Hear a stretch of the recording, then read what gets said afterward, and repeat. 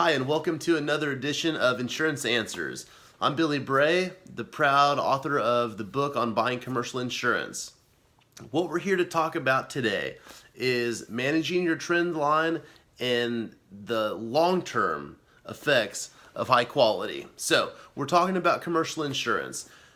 People ask me a lot of times, how do what are clients looking for? And clients ask me, hey, what can you do to save me some money? And I think those two things are the same, but they also conflict a little bit. So we all see the commercials on TV, the 15 minutes and 15% and all the savings and stuff, but that's for your personal car insurance that you spend $500 to a couple $1,000s a year on, right? When we're talking about your commercial business, it's much deeper than that. We want high quality and we want long-term focus. Now, short-term is important. Cash in, cash out, the cash flow, it's extremely important. So we never take our eyes off the ball with that. However, the long-term effects for your business and your insurance program are really a huge focus of winning the insurance game, which I talk about in my book. Now, we've had some recent natural disasters. We've got wildfires in California currently here, December 2017, as I sit. Houston, where I live, had flooding, Hurricane Irma, Hurricane Maria. It seems like there's too many things to name. A lot of people right now are determining how good their insurance is. It's a sad fact of the matter that a lot of my friends here in Houston, my neighbors really, they're determining, hey, I thought I had flood insurance, but I don't have enough, or I didn't have that covered. I thought it was covered on my homeowners, or I thought it was covered on my commercial policy. Sometimes that's not the case. And the folks that are up against those dilemmas right now, it's extremely sad that their insurance broker didn't help them through being explicit with what's covered and what's not covered. I've got a new client that has explained to me that she had her broker for 10 plus years, paid the checks, paid the invoices, basically blindly, paying a couple $100,000, almost 300 grand a year in insurance. Now, that's a common dilemma. I see that all the time. I hear that often, and it's a lot of the way that I end up gaining new clients. Why? Well, Billy, I write the checks, I get the invoice, and my insurance broker sells me this policy and I think that it's right. Of course, that's the natural thing. The problem is, if you've had that broker for 10 years and now the first time in 10 years you've got an unpaid claim, you're just now realizing the quality, which is low, and the long-term effects, which is possibly negative. This could really hurt you in the unpaid claim scenario, whether it's a loss of rents, whether it's a business income, whether it's just the fact that you don't have the insurance that you thought you had. All different types of policies can have exclusions in them, which exclude specific things from happening. We'll talk about that in a later section, but what we want to talk about right now is your trend line. Again, this is a long-term, high-quality thing that we're looking at right now. The trend line is just that. It's basically the amount of money that you've paid on your insurance over the course of time. Now, this line, it's not linear math. It's not, I paid $50,000 for GL last year, I paid $60,000 this year. Well, why is that? Is it because you had a rate increase or because you had more sales? Well, if you have more sales, or less sales, your trend line will go accordingly to that. It's a very complicated math equation that I can help figure out for you on a chart, on a graph, and at your desk. The way that we do this is we look at the historical sales, we look at the historical exposures with your property, we look at historical payrolls, usually going back 3 years. If you have more data than past 3 years, be happy to look at that as well. What we want to do is we want to get out in front of current trends so we can try to predict what's going to happen next year, so we can A, negotiate a stronger renewal for you with your carrier, B, make sure that we don't have any audit issues, and C, make sure that everything is optimized, it's efficient, and the pricing makes sense for you. Underwriters when they price your insurance, they have goals, they have targets, they have profit margins that are all baked into the pricing.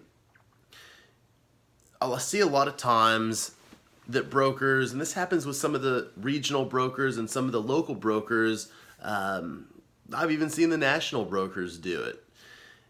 They get a quote from an underwriter and they put that in their proposal and they give it to you, the client. Where was the negotiation? And I would argue, what's the value of the broker if it's just an administrative handoff? A good broker will re-underwrite the initial quote, negotiate, ask for different deductibles, ask for different or better or more favorable language for you, as well as looking to reduce the overall premiums. That helps your trend line. Let me give you an example.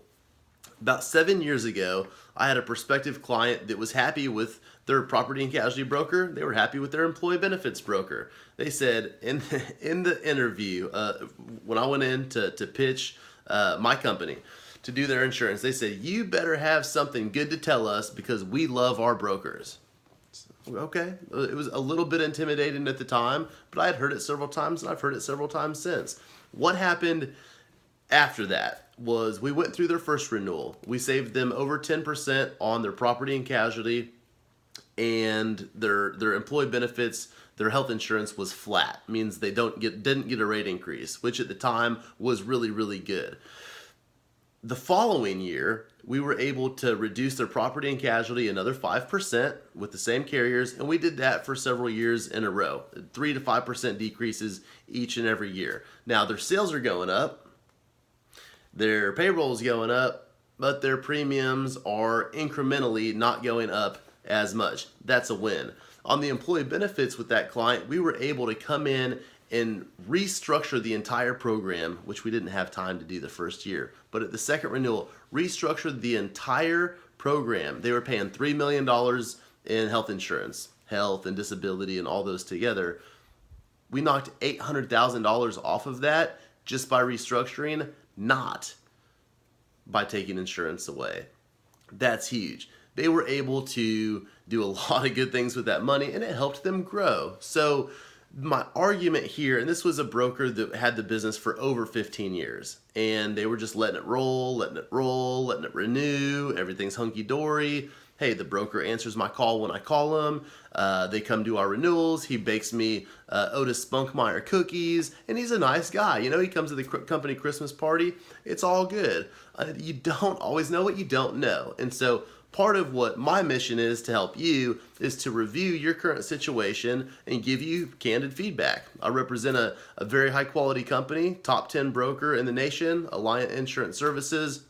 If I'm unable to help you, I'll give you third-party confirmation from a high-quality source that you've got a great program. I could also, the second option be, make a tweak here, make a tweak there, take it back to your current broker and have them fix it for you if it's just minor stuff and you really are happy with your current broker. Or the third thing which happens often as well, is I come back with a list of a few items to several items.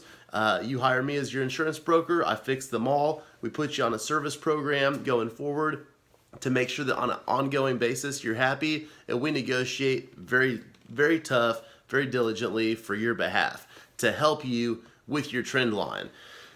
If your trend line is completely going up, or it's flowing up in the wrong direction, what we want to do is we want to compress those margins. We want to compress the underwriter's margin, and the way that we do that is by negotiating. So when an insurance carrier gives me a quote, I get with my team and we look at that. Say, okay, what can we do to make it better? Well, we can change the language, change the deductibles, and just negotiate the premiums. We do all of those things for your benefit. Think of this. If you have a 5% rate increase on your property and casualty insurance program every year for 10 years, what happens? You're paying 50% more in 10 years for the same insurance you had before, if it's only 5%. Now, if it's 12% or 7%, that can be a whole lot different. And remember, the effect of compound interest as this goes against your favor. It grows exponentially I would argue that if you're not having detailed conversations with your current insurance broker about how they're managing your trend line, I'd be happy to answer any questions that you have. I appreciate you joining me today. Look for more videos and postings and everything else on Insurance Answers, and I'll see you on the next video.